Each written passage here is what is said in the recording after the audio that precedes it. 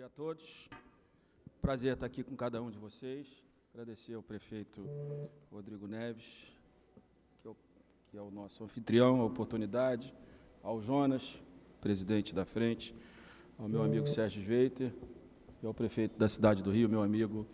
Marcelo Crivella. A possibilidade de estar aqui hoje com cada um de vocês é muito importante, falando sobre o meu ponto de vista em relação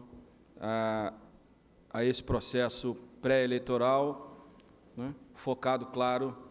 na relação entre a União, os estados e, principalmente, claro, os municípios. O Brasil, desde a Constituição de 88, desde a sua aprovação, e dizia isso à época o ministro da Fazenda, Maílson da Nóbrega, que a distribuição proposta de receitas por parte da nova Constituição ia gerar a falência do governo federal, e, a partir daí, logo no momento seguinte à promulgação da nova Constituição, o ministro Maílson da Nóbrega e o governo, e aí sucessivamente quase todos os governos, trabalharam de forma permanente na concentração da arrecadação do Brasil em cima de contribuições, tirando, claro, desorganizando a previsão que a Constituição brasileira tinha feito em relação à melhor forma de distribuição das receitas, já que a nova organização das despesas estava dada com um fortalecimento muito grande dos municípios em todo o Brasil. Então, essa equação colocada desde a Constituição de 88 nos gera hoje um quadro de muitas distorções. A DRU, por exemplo, é uma distorção muito grande, porque acabou que você tem uma arrecadação em contribuições completamente distorcida em relação aos impostos. É por isso que o Brasil tem esse instrumento estranho que se chama DRU, porque desde a Constituição de 88, todos os governos do Brasil, tirando o último, que não fez nenhuma mudança em relação à contribuição, mas todos os outros tiveram a oportunidade de concentrar receitas no governo federal, poder político, que é mais grave, né, deixando principalmente os municípios com muitas responsabilidades e, cada ano que passa, com uma perda de recursos para sustentar as áreas fundamentais de investimento. Então, esse primeiro debate é o debate, do meu ponto de vista, de fundo, em relação a toda outra discussão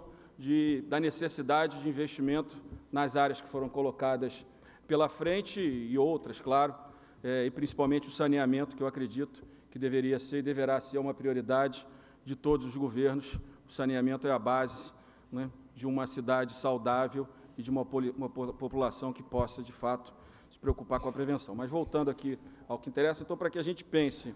em como nós vamos, de fato, financiar a atenção básica, como é que nós, de fato, vamos, né, acabar com esse absurdo, que é o número de crianças em creche hoje no Brasil. Apenas 25% das nossas crianças de 0 a 3 anos estão em creche. Mas, antes de a gente pensar nisso, a gente tem que discutir a reforma do Estado brasileiro. Os estados brasileiros, não apenas a União, vivem o seu pior momento fiscal, o que também impacta as prefeituras. Aqui no Rio de Janeiro, há alguns anos, né, tirando um período entre 2008 e 2011, 12, mas todo outro período, incluindo agora, a prestação de serviços do Estado do Rio, ela cai, na área de saúde mais ainda, e toda a responsabilidade acaba caindo todos os dias em cima dos nossos prefeitos, principalmente da região metropolitana, e principalmente Rio e Niterói. Então, a gente precisa discutir de que forma que nós vamos reduzir o tamanho do governo federal. O governo federal hoje, que tem uma estrutura de gastos 100% comprometidos, os gastos obrigatórios do governo já comprometem mais de 100% do seu orçamento,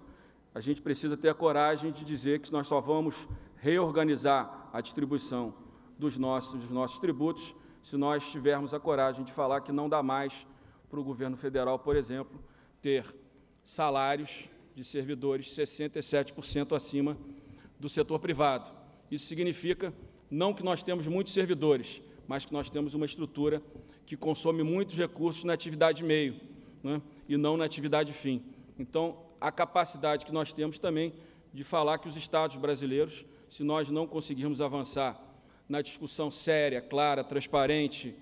do controle do déficit da Previdência, nós teremos cada vez mais, tanto o governo federal como os estados, com menos recursos, pressionando mais, cada vez mais, os nossos prefeitos. Então, a discussão da redução do tamanho do governo federal, aonde o governo federal passa a ter um papel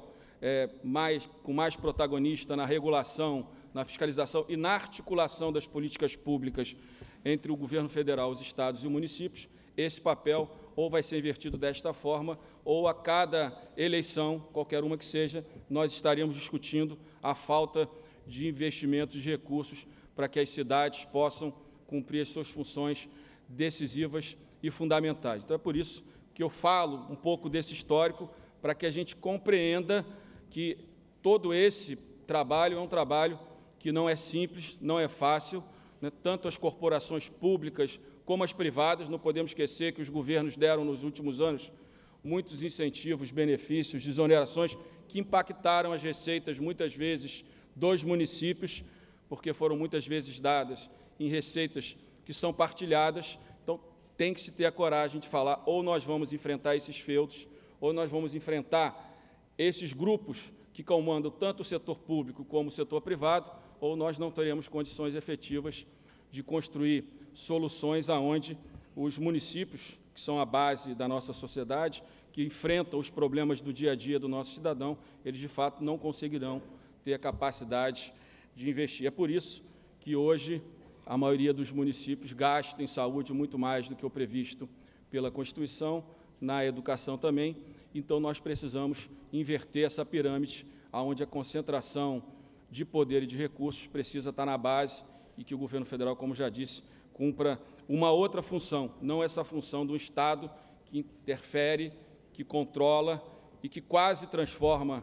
muitos estados e a maioria dos municípios em instrumentos de uma política de poder do governo federal. Tem sido assim ao longo dos últimos anos. Então, essa primeira discussão, para mim, ela é decisiva, ela é fundamental e é a discussão que, de forma verdadeira e transparente, vai gerar as condições para que a gente possa sair do debate da falta do financiamento e discutir quais são os melhores caminhos para se enfrentar os problemas colocados aqui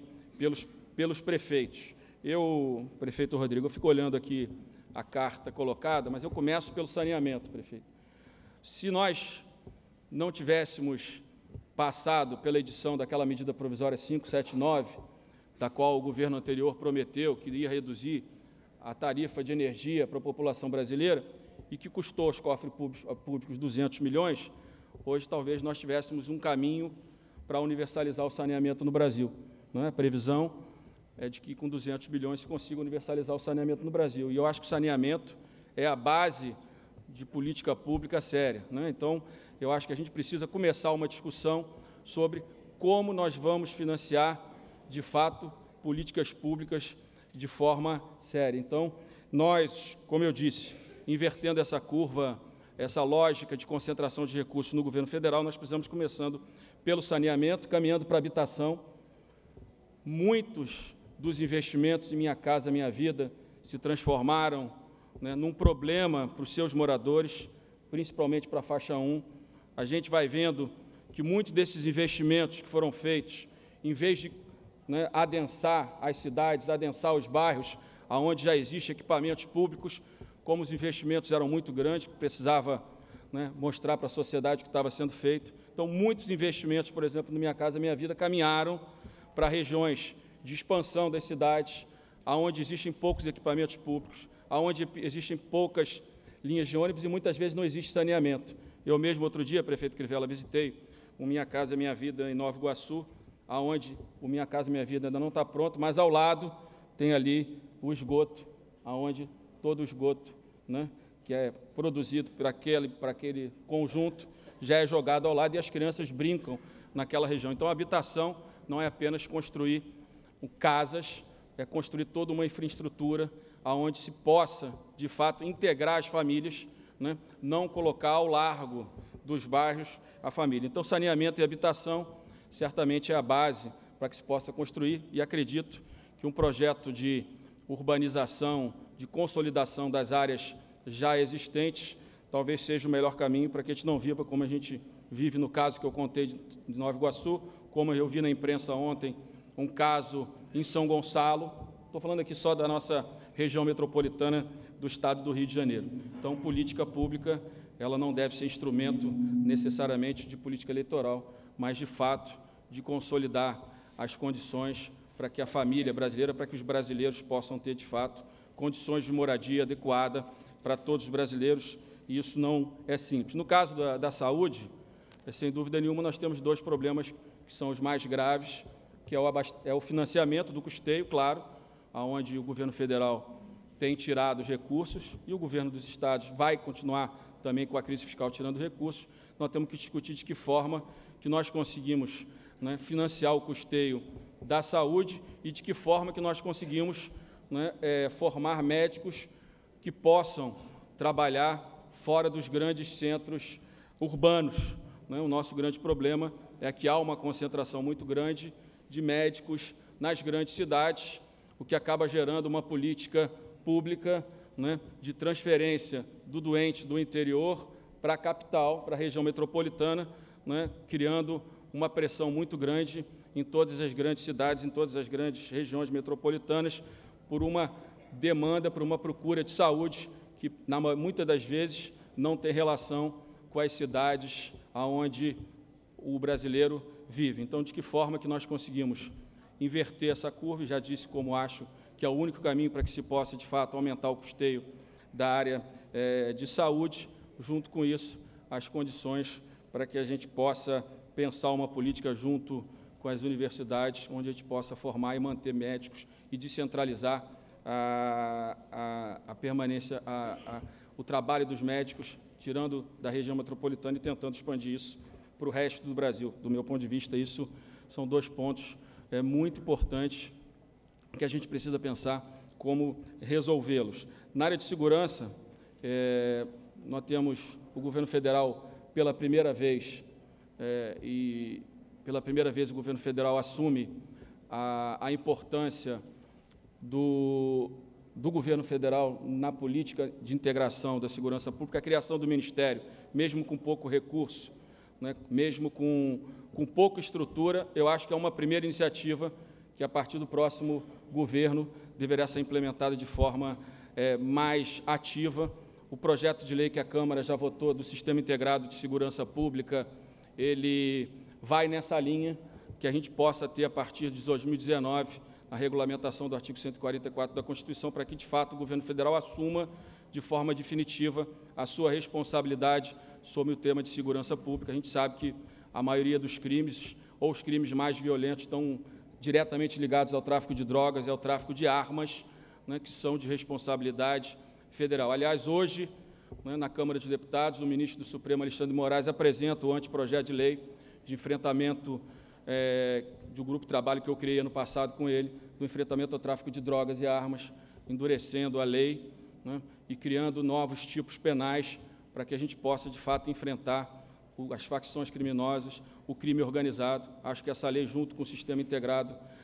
de Segurança, vai nos dar condições para pensar nos próximos 4 anos uma política de segurança, de fato, integrada, somando a uma política, e aí sim falta recursos para que o governo federal, de forma decisiva, possa, de fato, investir nas nossas fronteiras para, de fato, combater a entrada dessas drogas e dessas armas que não são produzidas no Brasil. A gente sabe que há um sistema sendo feito, construído pelo Exército, mas por falta de investimentos, por falta de recursos, em vez de ficar pronto no ano de 2020, já está projetado para ficar pronto em 2035. Então, como eu disse, a falta de recursos do governo federal acaba atrapalhando todas as outras políticas que nós pensamos e queremos implementar. Então, é importante que a gente reduza o tamanho dos gastos do governo federal para que sobre mais recursos para todas essas políticas. Educação, a gente sabe que é o principal foco de qualquer país,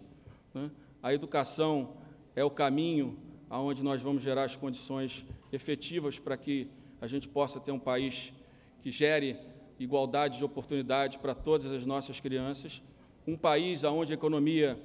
tenha uma maior produtividade. Ela só existirá se, de fato, nós caminharmos para uma melhoria grande da educação, e acho que nós temos aqui alguns pontos importantes para discutir, para debater. O primeiro é a educação infantil. Não é possível que o Brasil continue com apenas 25% das nossas crianças em creches. Eu acho que isso deveria ser um esforço, eu tenho certeza que isso deveria ser um esforço de todos nós em conjuntos, para que a gente possa ampliar de forma mais rápida, né? O Conselho Nacional de Educação trabalha com metade das vagas em creches até 2024, eu acho que é muito longo, né? Isso tira, né, a oportunidade de futuro de muitas crianças quando você não dá essa oportunidade. Eu acho que deveria haver um esforço muito grande para que a gente pudesse acelerar de forma mais rápida as vagas de creche, não necessariamente no curto prazo, com a ampliação da rede municipal, mas em parcerias com o setor privado, para que o governo federal possa financiar bolsas de estudos, ou o nome que se queira dar, o cheque creche, para que a gente possa ampliar, acelerar mais rápido, no momento que a gente sabe que os municípios têm muita dificuldade, né, de manter o custeio de novos equipamentos públicos. Então, acredito que esse deve ser um foco muito importante, caminhar para perto da universalização em 4, 5 anos no máximo, a vagas de creche, universalizar a pré-escola de 4, 5 anos, que falta 15% para universalizar. Assim, nós estaremos construindo uma base para a educação, onde todas as crianças têm a oportunidade, desde a creche, né, até o ensino médio, de ter a oportunidade de aprender, de estudar. E aí nós vamos entrar num outro debate, que é a qualidade do ensino fundamental. É uma questão muito importante. De fato, as notas do IDEB da primeira fase do ensino fundamental, eles têm sido atingidos, os objetivos eles têm sido atingidos, mas a partir da segunda fase, né, nós temos tido aí problemas. Nos últimos anos, nos últimos 2 IDEBs, o governo, os municípios não têm conseguido atingir, né, os indicadores necessários. Passa por uma discussão de que forma que nós vamos formar melhor os nossos professores, passa exatamente na fase que as crianças estão caminhando para o ensino médio e começam a desistir da escola, de que forma que nós vamos manter essas crianças na escola. É muito importante que se pense de que forma que nós vamos valorizar os nossos professores no momento onde a restrição fiscal nos impede de sonhar com salários, com uma valorização muito grande do salário dos professores, mas esse precisa ser um objetivo, melhorar a formação dos professores e de que forma a gente tira, né, o Brasil, né, aonde está em relação à remuneração dos professores. Lá atrás, junto com Colômbia e Costa Rica, jogamos o Brasil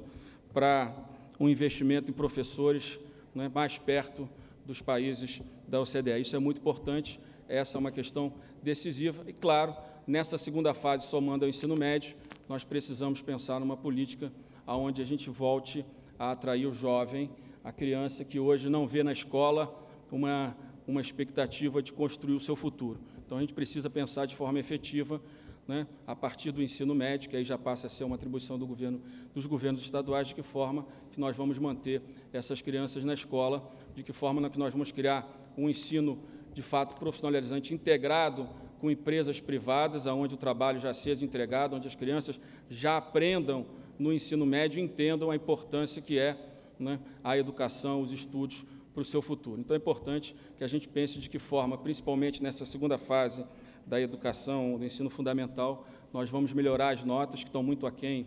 do que as crianças precisam para aprender, principalmente na língua portuguesa e matemática, e esse tem que ser um esforço de todos os brasileiros. A educação é o único instrumento que nós temos, e nós falamos, prefeito Rodrigo, hoje, aqui no documento, sobre educação integral. O governador Brizola já falava em educação integral em 83, e talvez se os CIEPs não tivessem sido desorganizados, desmontados, talvez a realidade do Estado do Rio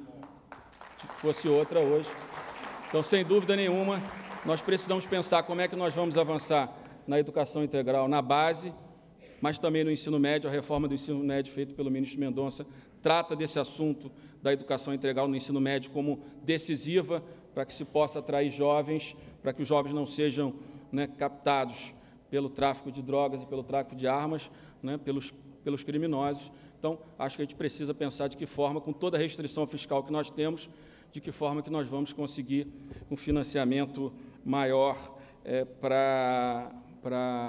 o ensino integral, que, como eu disse aqui, se nós tivéssemos feito desde a década de 80, talvez, né, os nossos números de educação fossem outros. E não nós podemos reclamar de financiamento, né? O financiamento na educação do Brasil não é muito diferente dos outros países. Então, aí tem uma discussão sobre gestão, né, sobre toda a articulação desses recursos que precisa ser melhor aplicado. Nós temos algumas distorções graves, né, na educação, nós temos uma concentração grande também de recursos nas universidades públicas e geralmente concentradas nos brasileiros de maior renda, o que também é uma distorção e uma injustiça. Mas esse é um debate, né, para outro ambiente. Esse ambiente aqui, estamos conversando com os prefeitos, temos que discutir educação fundamental. E mobilidade. Eu acho que esse é um debate que o Brasil não fez de forma séria nos últimos anos. O Brasil caminhou para uma matriz forte na produção de veículos, com nenhuma preocupação de que forma que nós íamos financiar o transporte de massa, principalmente nos grandes centros urbanos. Então, a cada carro produzido e vendido, é mais dificuldades e mais transtorno para o cidadão. E não há nenhuma relação nunca houve nenhuma relação dessa política de produção de carros, de atração da indústria automobilística, que fosse compensando ou garantindo recursos para investimentos em metrô no nosso país. Quer dizer, a nossa malha metroviária, em todos os nossos grandes centros, ela é inexistente, ou ela é muito tímida em relação ao que deveria ser. O caso do Rio de Janeiro é um caso claro disso. O BRT, de alguma forma, tenta compensar isso, mas não é uma política para os grandes centros, uma política adequada. No máximo, o BRT deve ser uma política, né, auxiliar ao transporte verdadeiro de massa, que é o trem e o metrô, claro, nas cidades mais distantes, a interligação de trem, mas nos grandes centros urbanos precisa se pensar como é que nós vamos garantir que o trabalhador fique mais tempo em casa, né, e menos tempo, né, se transportando do seu bairro para o seu trabalho. Então, a qualidade de vida passa também muito pela capacidade de nós discutirmos uma política de transporte de massa, concentrando os recursos nos grandes centros, claro, nas grandes regiões metropolitanas, no trem e do metrô. Infelizmente, o Brasil viveu nos últimos anos a política da indústria automobilística, que colocou muito carro na rua, para pouca estrada, para pouca rua, né, e se esqueceu que o trabalhador não pode ficar 2, 3 horas para ir, 2, 3 horas para voltar no trânsito, porque isso, de fato, tira muito a qualidade de vida de cada cidadão. Então, prefeito Jones, te agradecer muito a oportunidade de estar aqui. Eu acho que esse é um debate muito importante, é um debate decisivo de que forma que o governo federal vai integrar suas políticas com as cidades e que de forma decisiva nós vamos ter coragem de enfrentar esse principal debate. A concentração de recursos e de poder em Brasília, no governo federal, ela não tem gerado, né, bons resultados para os brasileiros, né? A concentração de poder no governo federal tem gerado uma romaria permanente dos prefeitos, principalmente, a Brasília a cada 30, 40 dias. Isso tira dos prefeitos tempo, né, e energia para que pudessem estar de forma correta cuidando dos seus, né, do cidadão das suas cidades. E isso é muito importante que a gente consiga inverter isso, falando que o Estado brasileiro, o governo federal, precisa criar uma nova estrutura que seja menor, que custe menos, para que a gente tenha mais recursos para os investimentos na ponta, na sociedade, no cidadão. Então, acredito muito que essa inversão é muito importante e acredito que nós temos toda a condição de, falando de forma transparente, falando a verdade, dizer para os brasileiros, só há um orçamento só há uma receita, porque nós não podemos de forma nenhuma aumentar impostos, e só tendo esse orçamento existente, nós precisamos inverter a sua lógica, diminuindo a burocracia e transferindo aos municípios os recursos para que a gente possa cuidar das políticas sociais de forma integrada, mas sempre sob a liderança dos prefeitos das nossas cidades. Muito obrigado e um bom dia a todos.